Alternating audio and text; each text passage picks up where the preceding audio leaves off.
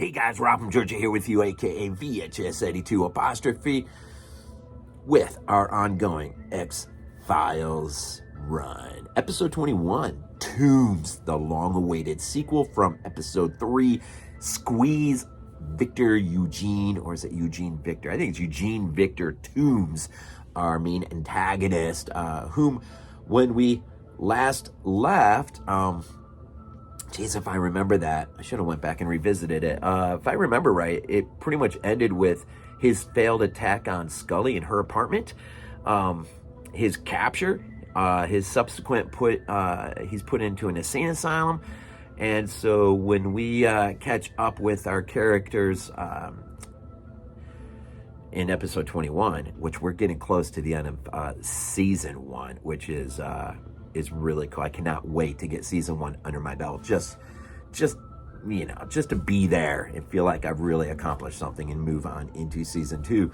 But so we got Eugene Victor Tooms and the guy who played him back reprising his role. Different director though, David Nutter, who is fastly becoming a veteran director of the X-Files episodes. And at the time, Chris Carter thought he was actually, at the time, the best director that was working for the X-Files, which is interesting. It makes you want to go back and just look at his minor X-Fileology or filmography, whatever. I mean, you get what I'm saying. James Wong, Glen Morgan, back on the writing. It aired April the 22nd, just a few days before my birthday, 1994. A few interesting things about this episode, though, and this is the one reason I couldn't wait to get into this episode. It's the long-awaited appearance of Walter Skinner, assistant director, who we will see much much later on. He won't make another appearance until season 2. His character is funny. When he auditioned, Pileggi there, Mitch Pileggi, who of course is our main antagonist from Wes Craven's Shocker, right? It's so freaking awesome. He apparently auditioned a few times for different varying roles, didn't get them, and finally had a chance at this assistant director, not knowing where the role or the character was going to go. But he was so just not too thrilled with the whole thing. He actually came in a little bit of scruffy, pretty grumpy, and Chris Carter, it just fit what he was looking for Skinner, and he just figured that's how he was auditioning. And as it would happen, Skinner, yeah, he would be Skinner. By the way, one of the great moments with Skinner and Mulder, I think, comes in that film, I Want to Believe. I love the end when Skinner shows up him and Scully show up to save the day. It's so awesome. And you just sort of see Mulder in Skinner's arms, and Skinner's just kind of got that, it's going to be all right, buddy. I cannot wait till we cross moments like that throughout this franchise, because they are replete, man. There is a plethora of moments that just look, if you just let yourself get sucked in deep, man, the eyes well up, man. They do, and they will from time to time, like the season finale for season 5 finale, the moment Mulder shares with Scully in his burned out office. That is a moment I look forward to visiting via this review session, right? But that's a long ways down the road. But there's a lot of moments like that, and there'll be some of those well before that, I'm sure. But anyway, so Skinner shows up, and pretty soon in season 2, we'll see he'll be a new addition character. But what's great is Pileggi shares time with the cigarette smoking man. Not once, but twice. 2 pivotal scenes, one early on and then one as it sort of ends it, in relation to this case and how Tooms ultimately is resolved. So basically what we got here is, in short, Eugene Victor Tooms has been locked away in a insane asylum. He is just now... he's starting to work on that ability of utilizing his mutational DNA structure. Ultimately, he's working on getting himself out of here, but he doesn't have to, because it's time for a review, and they decide that because he's never been charged with anything specific, so it's time, he's going to be allowed to leave under certain conditions, one of which living in sort of like an adoptive, parental adoptive house or whatever, where they can keep, help integrate him back into society. He's going to get his job with the animal control thing back, and he's got to see counseling, I guess. And so, under these things now, of course, Mulder is there at the hearing, sitting in the back. Ultimately, he will get brought up front to give his spiel, and it's interesting. They, of course, ultimately in the end will not buy it. And what's interesting is, it sort of in a weird way reminded me of the TV deleted scene in Halloween where Loomis gets a chance in front of the board and makes his appeal, makes his case why Michael should never, ever, ever be moved. He needs to be locked up forever. Not that they were thinking about letting him out or anything, but I think it had to do with him being transferred, or maybe it was just being left there. I can't remember. But ultimately, in the end, he agrees to continue to be the steward over him. And I love the TV cut of that, the stuff that was integrated in for the TV release of that. Some interesting moments. So that kind of reminded me of that a little bit. But Mulder gives his spiel and gives the reasons why this thing Tooms is a monster, 100-year-old monster who has the mutative genetic structure to to squeeze into areas that normal people just can never do, and makes the argument that he's only one victim away from hibernating for another 30 years, which means chances are if he does that and if he's successful, he'll be long gone and they'll never get him. And Mulder is absolutely on, man. In fact, so much though, he will be a nuisance. And there's this one scene so hilarious where Mulder is basically stalking him.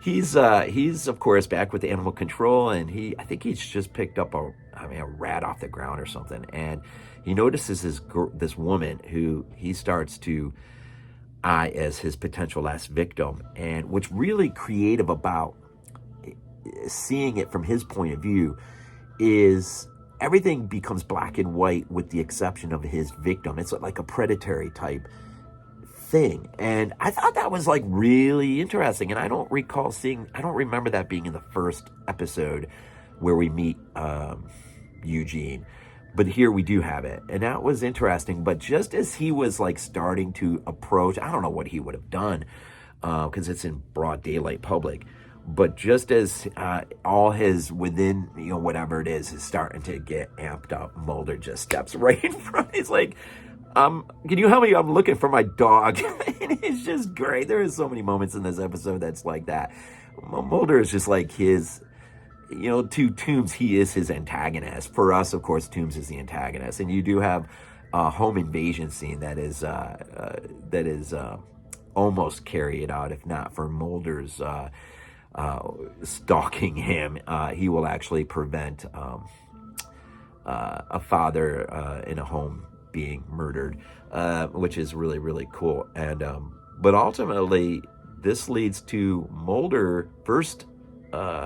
Scully will have her sit down with Skinner and the cigarette smoking man standing up by the wayside, and really Skinner is basically trying to reel her in, saying, look, if we're going to let this X-File stuff continue, we really need to be more conventionalized in how we approach it, investigation wise. And of course, this is early on while Mulder was at the hearing for Tooms. Later on, Mulder will actually sit, I can't remember if it was with her, it might have been with her, with Skinner. And I can't remember if the cigarette smoking man was there or not. He might not have been. I think it was just Skinner.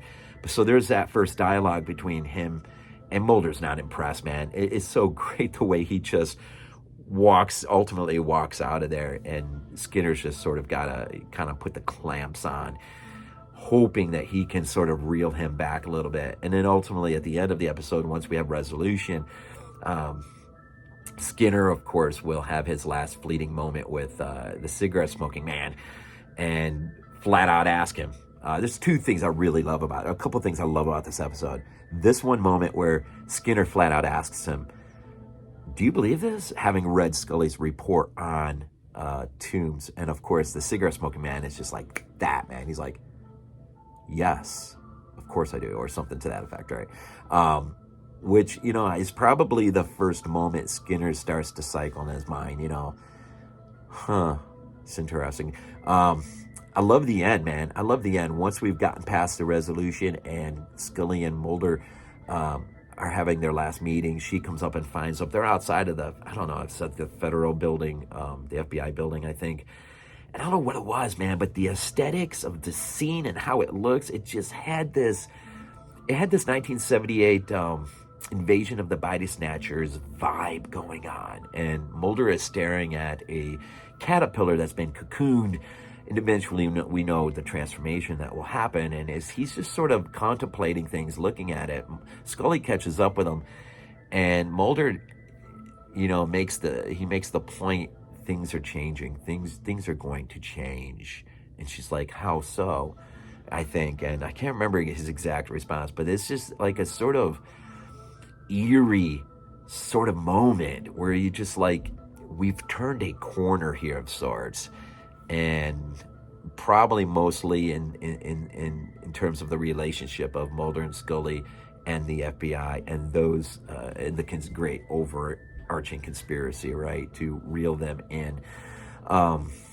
So it's interesting. I love the end. It's just such an eerie end, and I love the final moments when they find Tooms.